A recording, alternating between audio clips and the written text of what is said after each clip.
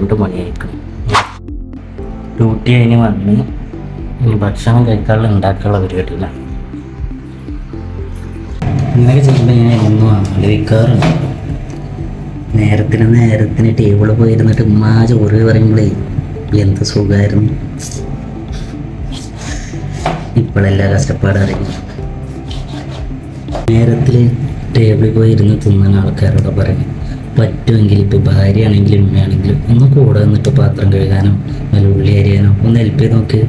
ഭയങ്കര സന്തോഷമായിരിക്കും അവർക്ക്. ഈ ഉപ്പില്ല പുളിയില്ല കറിയിൽ മുടി മറ്റേതെന്നൊക്കെ പറഞ്ഞ തല്ലൂടുന്ന ആണുങ്ങളോട് പറഞ്ഞാൽ ആണെങ്കിൽ ഒറ്റക്ക് ഉണ്ടാക്കി തിന്ന് നോക്കുക, അതിൻ്റെ കഷ്ടം അറിയാന്ന്.